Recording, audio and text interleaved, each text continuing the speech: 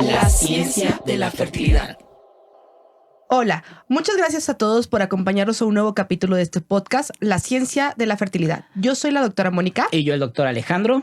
Y les recordamos que este podcast pertenece al programa académico de la Asociación Mexicana de Medicina de la Reproducción. Así es, Moni. El día de hoy nos complace nuevamente tener un súper invitado. No solo eso, sino que pues es el presidente de la Asociación Mexicana de Medicina de la Reproducción. Nuestro jefe. Nuestro jefe, por decirlo así. Él fue de quien dio la idea del podcast en conjunto con la mesa directiva para poder brindar más información para médicos y pacientes. El doctor Rubén Tlapanco. Muchas gracias, Rubén, por estar aquí con nosotros. Sé que es raro que esté en este capítulo de podcast, pudo haber venido antes, pero sé que tienes muchas cosas, me refiero en la de la MMR, tus pacientes, entonces creo que hasta ahorita se dio la oportunidad y muchas gracias por estar aquí, Rubén. No, al contrario, Alejandro, Mónica, yo primero que nada muy agradecido por este proyecto que pues han creado y que pues desde luego va a dejar huella y es algo que podemos aportar como generación a esta etapa de la Asociación de Medicina de la Reproducción. Así es. Siempre ha sido la duda qué tema vamos a hablar con nuestro invitado, pero el día de hoy creo que sí hay algo fundamental que vale la pena. A veces nuestros colegas biólogos, a lo mejor habrá algún ginecólogo que no sepa qué es la asociación. Y creo que va más enfocado también para pacientes, ¿no? Que al final de cuentas, en unos capítulos previos del podcast tuvimos una invitada, Lupita, que era paciente, que nos dio mucha información de que pues, no hay información en México, ¿no? O sea, como asociación, buscar dónde busco, qué clínicas. Entonces, pues saber que existe una asociación, ¿no? Entonces, este podcast, pues lo queremos dirigir a eso. A lo mejor no tanto de la medicina, pero pues que nos platiques un poco siendo el presidente, qué es la asociación, qué surge, hacia dónde vamos, el futuro de la asociación en México, cómo estamos parados. Tú sé que haces muchos viajes internacionales, qué vas representando a México como asociación, toda esa parte, Rubén. Entonces, ¿quiénes somos? ¿Quiénes somos? ¿De dónde vamos? ¿Y cómo surge la asociación? ¿Y cuál es el objetivo como tal? Bueno, primero que nada, hay que tomar en cuenta que es una asociación muy longeva, desde 1949. Por eso nuestras tasas dicen 75 años, porque cumplimos 75 años ahora en mayo del año 2024. Y pues es una asociación que empezó, como todos los grandes proyectos, empezó con 34 personas nada más. Y el doctor Alfonso Álvarez Bravo, que es el primer presidente oficialmente de la asociación, era como un anexo de lo que antes se llamaba la Asociación Mexicana de Ginecología y Obstetricia, que era la AMGO. Okay. Hoy ustedes saben que no es la AMGO, sino se le cambió el nombre a Comego, que es el Colegio Mexicano de Especialistas en Ginecología y Obstetricia, y tenía esta asociación como una rama que era la Asociación para el Estudio de la Esterilidad, así se llamaba. Oye, quiero retomar esa parte, o sea, estamos hablando de un podcast de 2024 como de un tema de la infertilidad, como si fuera, o sea, acepto que ahorita los porcentajes han aumentado, pero tiene 75 años en México. No, eso quiere decir que es un tema que desde hace muchos años se ha intentado hacer algo, ¿no? Lo que mencionas. Es correcto. O sea, evidentemente cada vez más pues empieza a conocer más del proceso de reproducción y todavía pues ustedes bien lo saben y en otros programas hay un chorro de vacíos en cuanto a entender algunas cosas de la parte reproductiva. Como especie somos extremadamente deficientes comparados con otras especies como insectos, otros mamíferos, entre otras cosas. Entonces, retomando un poquito esa parte del origen de la asociación, pues era como una parte anexa de la Asociación Mexicana de Ginecología y Obstetricia, pero que se enfocaban en estudiar cosas muy especializadas como lo era la esterilidad, como lo denominaban en ese momento.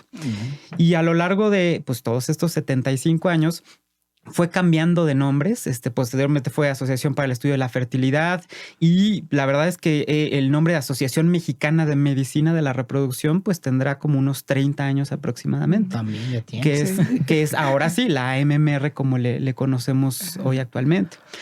También importante destacar que, bueno, ¿cuál es el objetivo de hacer este tipo de asociaciones?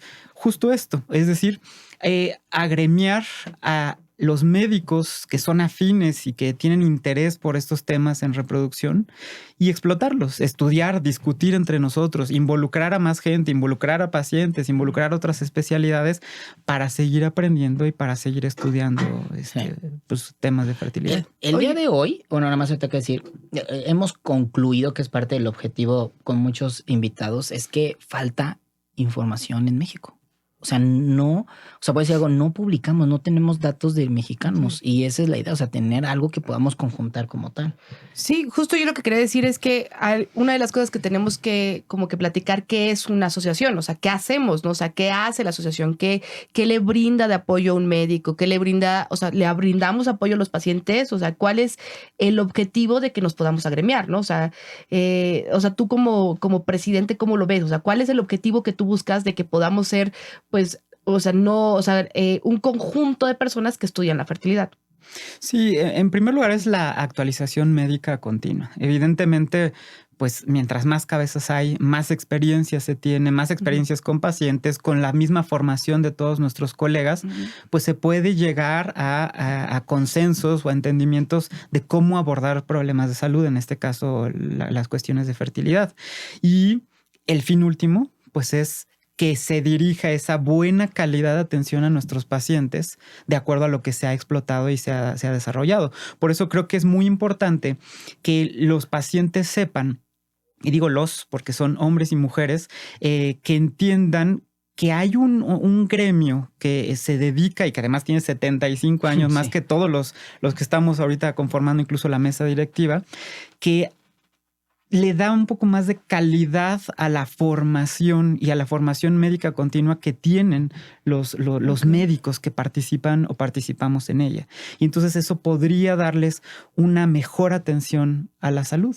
Sí, que esa es la idea. O sea, justo siempre lo he mencionado. Este podcast y esto no es para nosotros, o sea, es para tener mejores resultados en salud hacia la paciente, porque eso incrementa la salud en general de la mujer en México. Y nosotros sabemos que la salud es un parteaguas para establecer el nivel a nivel mundial que está un país. Entonces, si nosotros tenemos una buena atención en las pacientes, pues estamos hablando que se están haciendo bien las cosas.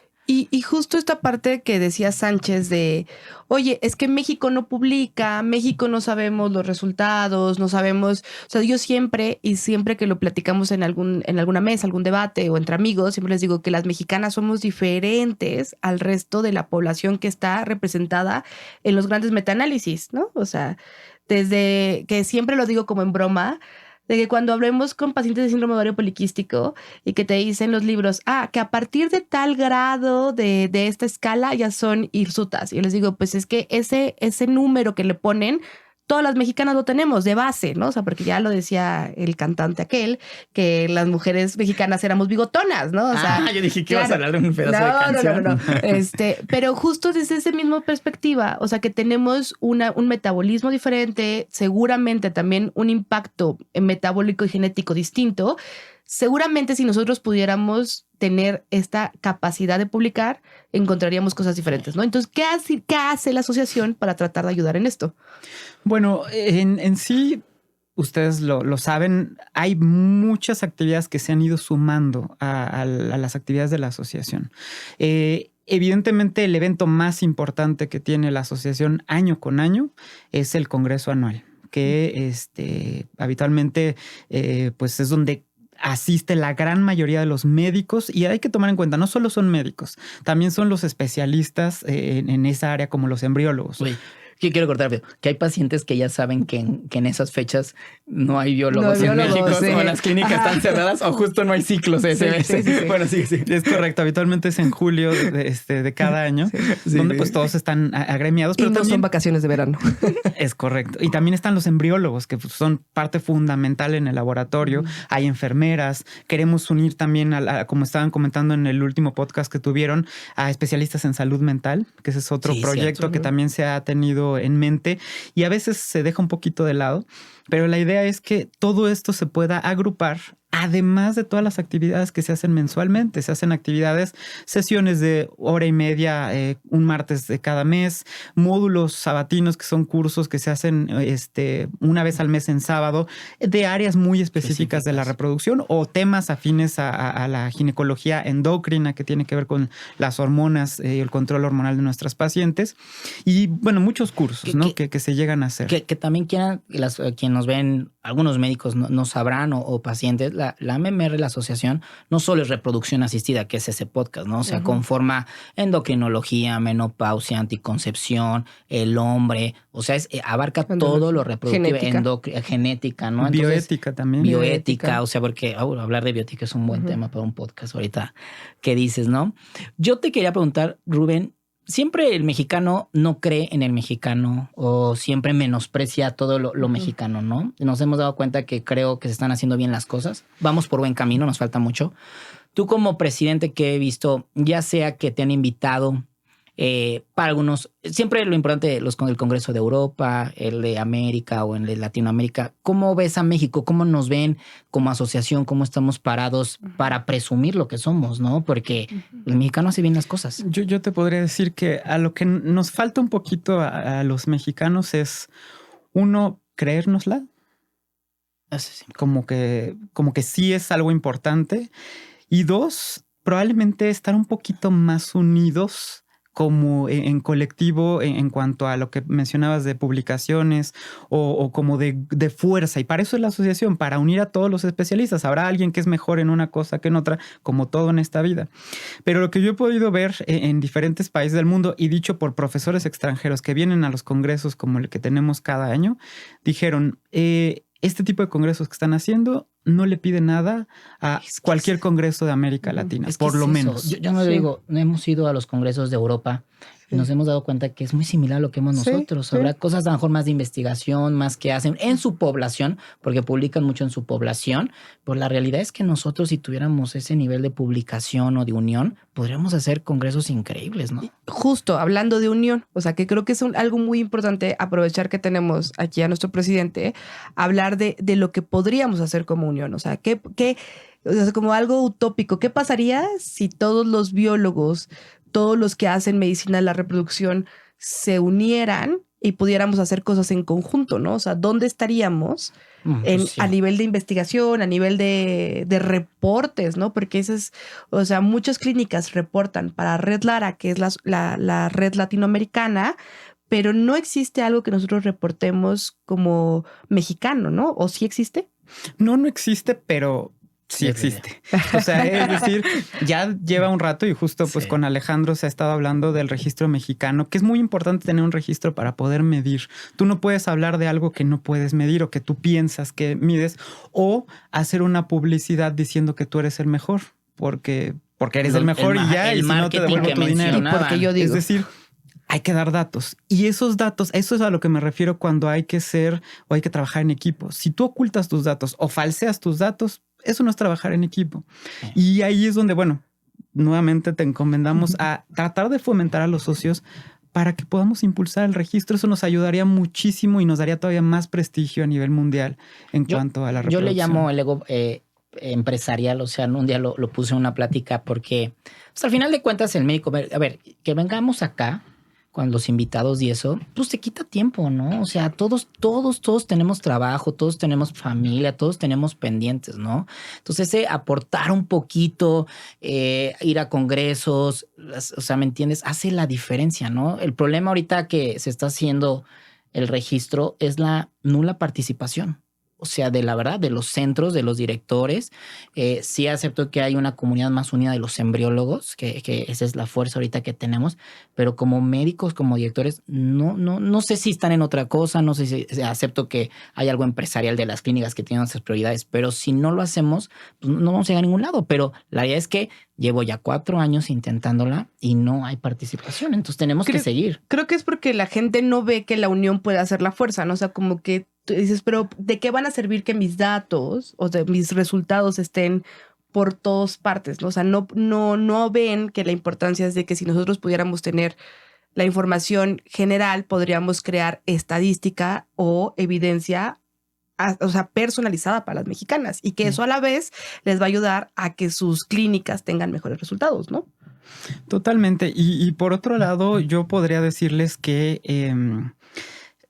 el cómo nos miran en los convenios que se tienen justo con Estados Unidos, en la sociedad americana, en Europa, en la sociedad de Medio Oriente, en Latinoamérica, realmente México podría ser considerada como una potencia en cuanto a el número de pacientes que se llegan a tener, el número de experiencia que se podría tener con los mismos médicos, y esto se podría llegar a publicar y además personalizar el tratamiento. Imagínate la información, o sea, somos un país grande, ¿no? O sea, 120 millones.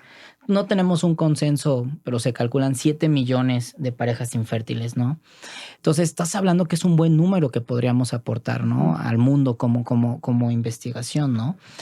Pero al final de cuentas, pues no está registrado, está subregistrado esa parte. Oye, y una parte muy importante que es qué le damos a los socios, ¿no? O sea, como sociedad, ¿qué beneficio tenemos? ¿No? O sea, que además de ser unidos, de generar enseñanza y educación, o sea, una parte, el primero, ¿qué beneficios tiene un socio? Y la segunda, que se me hace que es también muy importante, es decir, estos módulos sabatinos, estos módulos de los martes, las sesiones ordinarias, todo lo que se hace en línea de manera virtual, como tratar de seguir el aprendizaje, ¿cuesta? O sea, ¿cómo es? Sí, bueno, dentro de las actividades, y ustedes lo han visto, hay muchas actividades que hacemos. Voy a tratar de decir desde las sesiones ordinarias, que son los martes en la tarde, los módulos sabatinos, que son cursos de toda una mañana, como dice su nombre, los sábados, alguno que otro curso de alta especialidad que se hacen, el curso del vicepresidente, que es un curso que se hace en febrero, que es un curso de 2 días. Hay un curso específico para los residentes, que son los médicos que se están formando en la especialidad y que tengan una visión más amplia para cuando vayan a salir y además fomentar que se unan a la asociación. Evidentemente el congreso anual, los podcasts que también son cuestiones informativas, los consensos. Ya se publicaron 2 consensos que se hicieron en el congreso del 2023 y ahora vienen 4 consensos más que se van a hacer. Está la revista que se ha delegado mucho, pero hay una revista de la Asociación Mexicana de Medicina de la Reproducción que podría impulsarse un poco más y ser una fuente de información con nuestros propios datos. Mexicana, pero ¿de quién depende? De los socios. Claro. Y ahora lo que me dices, ¿cuesta o no cuesta? La realidad es que la gran mayoría de los eventos tratamos de que sean gratuitos. Mientras tú pagues una anualidad que no supera los 4,000 pesos al año, la mayoría de los cursos son gratuitos y si no, no son muy costosos. Y la verdad es, ¿qué me ofrece la asociación? Sí, se da la revista del Fertility, se da la otra revista RMB Online, pero ¿qué más nos da? Consolidarnos como gremio. Comunidad. Yo pienso una comunidad también médica. Que no tiene sentido pelearse con la asociación que lleva 75 años, que tiene 650 socios e inventarse otra asociación u otro colegio o algo y decir que también eres el bueno en reproducción y dividir a la gente. ¿Por qué no mejor sumar fuerzas? Claro. Sí, y eso es lo que tenemos que hacer. Por algo llevamos 75 años. No, y si te das cuenta, pues entre más socios y más comunidad seamos, pues también mejor para las pacientes, ¿no? O sea, a veces nos ven pacientes el podcast y yo te quería preguntar, ¿hay algo que ofrecer a las pacientes? O sea, que podamos como asociación, porque nos hemos dado cuenta que pues cada vez buscan más información. O sea, la realidad es que pues ellas en Google o no sé, en inglés, o tenemos muchos pacientes, dependiendo del nivel que se puede en otros países hacer los tratamientos. ¿Qué podemos hacer como asociación? Mire, se ha intentado varias actividades y eso yo lo he visto a lo largo de los años. Incluso habían módulos sabatinos para pacientes en algún momento, físicamente. Mira, eso no sabía. Esto habrá sido como en 2017, 2018.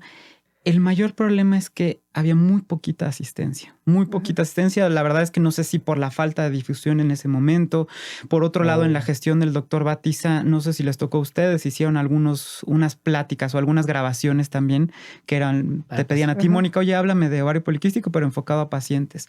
También se hizo este tipo de información, pero es algo que se debe de mantener continuo para que el paciente tenga... o por lo menos tenga la información de saber en dónde buscar y con quién buscar. ¿Y con quién? O sea, en 2017 a 2024, ¿crees que si lanzaras como algún proyecto para pacientes sería diferente? O sea, ¿sí habría más interés? Probablemente, pero sí necesitaría mucha difusión continua y yo pienso que hoy en día tendríamos que acercar, y si alguien está escuchando el podcast, más bien se tendrían que acercar de estas organizaciones que han hecho muchas mujeres que han pasado por estos procesos que se consideran ahora como influencers a la asociación y que tengan en cuenta que si se llegan a acercar, vamos a abrir algún espacio porque ellas, o por algo son influencers, van a tener esa difusión masiva y ahí podría explotar ahora sí el apoyo para pacientes. A ver, es un hecho que he visto, tenemos nuestras personas que miden la métrica como asociación y cada vez tenemos más personas de fuera de México, ¿no? Que siguen la sociedad, tanto médicos, embriólogos, a lo mejor un tipo de otro paciente. La realidad es que esto siga creciendo porque eso le va a dar mucho poder, ¿no? Sí, definitivamente, bueno, en todo el país, pero también en otros países, pues cada vez suena un poquito más. Y la verdad es que desde las administraciones previas hasta ahorita se han hecho convenios de colaboración con otros países. Con Estados Unidos ya tiene bastantes años que se hace una colaboración. Ahora se acaba de firmar uno con los europeos, con la Sociedad de Medio Oriente desde la administración del doctor Álvaro Santibáñez, con la Red Lara, que pues son nuestros del mismo lado del charco, podremos decir, pues Latinoamérica es muy importante que sumemos fuerza. La Federación Internacional de Sociedades de Fertilidad también estamos retomando esos vínculos y eso a largo plazo va a dar mucha visibilidad. Claro. Estamos haciendo ruido y hay que seguir haciendo ruido. Oye, y bueno, ¿tienes algo? No. Yo quería preguntarte dos cosas ya para finalizar. La primera pregunta que te quiero hacer es, ¿cómo te sentiste este año siendo presidente? ¿Te gustó? ¿No te gustó? O sea, dices, me quedo con un buen sabor de boca, me faltaron muchísimos proyectos o todo lo que quería lo cumplí. Como político. Como político. Eso está muy político. Este es tu momento. Muy Pues bueno, aunque no lo parezca, con todo y pandemia, llevo 8 años estando alrededor de la mesa directiva de la asociación en diferentes puntos. Y he visto muchas cosas y he aprendido muchísimo de muchos expresidentes que han llegado a estar. Pues se ha hecho lo más que se ha podido. La verdad es que siempre seguirá creciendo y yo le he externado a Marta, que es nuestra vicepresidente, que va a ser la presidenta, que todo el apoyo que se pueda otorgar, pues lo hago de manera altruista, porque hay que destacar que esto que estamos haciendo es 100% altruista. No hay ningún tipo de salario, no hay ningún tipo de nada, pero da mucha satisfacción y además espero que, pues así como ahorita estamos viendo los 75 años y tenemos grandes maestros que están a nuestro alrededor, pues cuando sean los 100 y ya estemos como nuestros maestros ya más grandes. Y Alejandro sea presidente. Y Alejandro. No, pero podamos, pues podamos estar platicando de esto que es parte de la historia. Imagínense 100 años, es más longevo que la ASRM, la Sociedad Americana. De Estados Unidos. Eso está súper interesante. Entonces, muy feliz y pues agradecido, la verdad. Qué bueno, nos da gusto. Y más con el equipo que se ha conformado. No, en serio. Oye, Rubén, y ya, o sea, la última pregunta que le hacemos a todos nuestros invitados que vienen. Pero como, él le pregunta, como asociación y como él, como biólogo. Sí. Ajá. Sí. La última pregunta es... que está padre ver también su punto de vista. ¿Dónde ves el futuro de la asociación? ¿Ok? O sea, ¿hacia dónde va la asociación? ¿Hacia dónde va la asociación? ¿Qué te gustaría? Sí. ¿Y hacia dónde ves el futuro de la reproducción en México? Como tú, como biólogo que también ejerces. O sea, como presidente y como biólogo de reproducción. Bueno, de la asociación yo veo que cada vez va a ir creciendo más. Afortunadamente, mucha de la gente joven o de los que van egresando están interesándose por formar parte. Entonces, ahorita somos 650 socios de una sociedad de alta especialidad, o sea, es una subespecialidad. O sea, es de las más grandes, incluso más que medicina materno-fetal, entre otras, como gremio en México. Entonces, yo creo que vamos a crecer en número, vamos a crecer en tamaño, vamos a crecer en actividades, incluso en nivel académico y tratar de ser más complementarios. Me gustaría que tuviéramos más especialidades como lo que hablamos de salud mental también, que formara parte y incluir a nuestras enfermeras, incluir a nuestros embriólogos o ginecólogos que a lo mejor no están tan especializados, pero que cada vez digan, a ver, yo quiero saber algo de reproducción. ¿Quién es la fuente confiable en mi país? Pues la MMR. Entonces, así lo veo. Y como biólogo de la reproducción, bueno, pues pienso que definitivamente la tecnología cada vez más tiene que formar parte de nuestro trabajo. Sí. Entonces, vamos a tratar de concientizar más en aquellas pacientes sobre la preservación de fertilidad, por un lado, o congelamiento de óvulos o espermatozoides, si así lo queremos llamar, a edades cada vez más tempranas. Cada vez se va a saber más y las pacientes van a concientizarse de quiero postergar mi maternidad o mi paternidad. Bueno, pues congelo empezando mis 30s. Entonces, bien, por un lado, eso va a ser como la parte donde las parejas, las familias, las mujeres, los individuos van a eventualmente tener una manera de poder decidir sobre cuándo su fertilidad, ¿no? Eso es algo importantísimo que en España está muy explotado. En México todavía nos falta explotarlo más y que la gente sepa que lo puede hacer y que además se le diga cómo. Y que sepan cuántos óvulos se necesitan vitrificar, porque no nada más es congelo y ya. Y por otro lado, en la parte de nosotros, pues continuar puliendo la parte de la especialización y la implementación de la tecnología. Así como están hablando mucho de inteligencia artificial, diagnósticos genéticos, considerar todos estos parámetros para mejorar la selección embrionaria y ojalá en algún momento poder potenciar de veras, ahora sí, células madre para que tengamos ovocitos adecuados y este famoso rejuvenecimiento ovárico que hoy todavía es experimental. Sí. Pero hacerlo ya de veras. Qué futurista. No, es la realidad, ¿no? Por eso también nuestros siguientes invitados vamos a tener cosas de inteligencia artificial, que también es un tema. Hablamos una vez de reactivación ovárica, ¿no? Sí. Y la realidad que, como concluyes, el día de hoy en lo que estamos es la prevención. O sea, en reproducción, desgraciadamente, sigue siendo prevención y entre más jóvenes, pues mejor los tratamientos. Es correcto. Pues muchas gracias, Rubén. Sé por que tomarte el tiempo por venir. Sé que ha sido difícil para ti poder venir acá para grabar. Y pues agradecerte por agradecerte por esta iniciativa, por confiar también en nosotros en este podcast y seguirle dando difusión a esto, ¿no? O sea, como dices, no quedarnos solo con la información, intentar formar un gremio cada vez más grande. Y siempre dicen, o sea, hay pacientes o siempre para todo, ¿me entiendes? El sol sale para todos, ¿no? Esto no es quedarnos una información y guardarla, sino que por eso invitar especialistas, que uno sea mejor que otro y poder aportar, ¿no? Para el bien de la paciente. Así es. Pues muchas gracias, Rubén. ¿Algo más, Moni? Nada. Agradecerles a todos en este nuevo podcast. Gracias. Gracias.